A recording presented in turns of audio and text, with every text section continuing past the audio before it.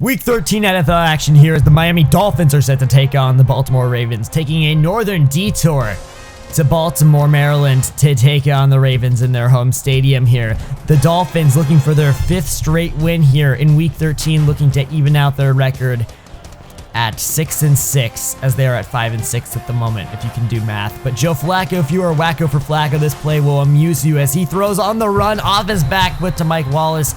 Quarterbacks don't do that. It worked that time, but don't. That would lead to a change of possession, however, as Leonte Carroo, hands of glue down to the 37-yard line, extending the drive here. And then deep into Ravens territory, red zone throw. Kobe Listenby can't hang on, and that would be knocked free, and that would force a field goal later. So 3-0 now on the ensuing kickoff. It is Mike Wallace taking it out, but prepare for trouble. Make it double. Nico Johnson forcing the big hit, and Deion Sims falling on it. But Nico Johnson's efforts were not rewarded as he would not get up. Speaking of efforts not being rewarded, that drive turned into nothing. So now Joe Flacco trying to get some momentum, trying to get something going in this game. Mario Williams would not have it though, spinning around the edge. And how about Mario Williams' season so far? His 10th tackle for a loss on the season, and he is absolutely killing it. That sack would force a change of possession as Ryan Tannehill takes over, and look at Devontae Parker diving like he is Michael Phelps himself down to the 47-yard line, and this drive would extend even further as look back right in the way of Devontae Parker, and he has reservations for 6 in the end zone for a beautiful, remarkable touchdown, his 12th on the season. How about that one?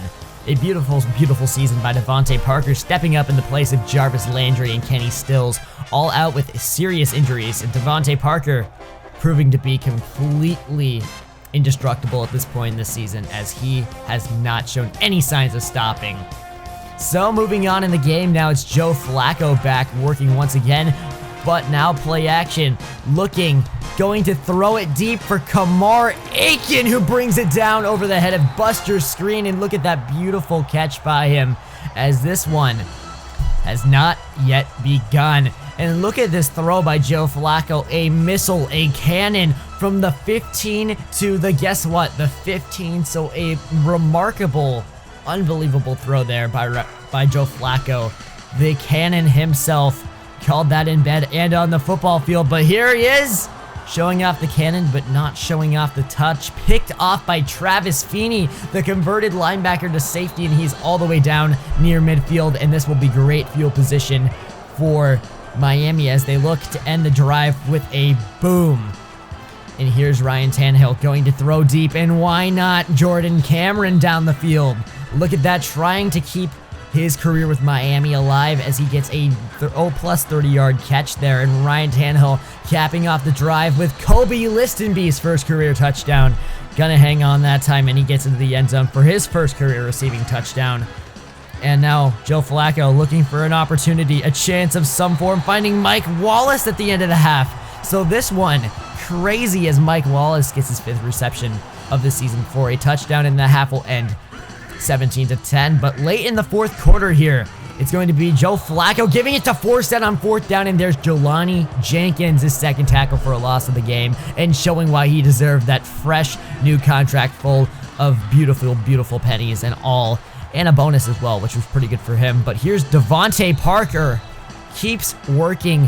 What a day by him. The only reliable target at this point at Ryan Tannehill, but here, Kenneth Dixon trying to put it away, but it's a touchback. Kenneth Dixon fumbled out the back of the end zone, trying to be a little bit too heroic, looking like Superman, and a great play that time by Kendrick Lewis to knock that one loose. But this is Baltimore's last chance here, their last possession to make something happen. There is Mike Wallace himself, and then on 4th down and 15, here comes the rush, and Cameron Wake gets there, and this one, folks, is over.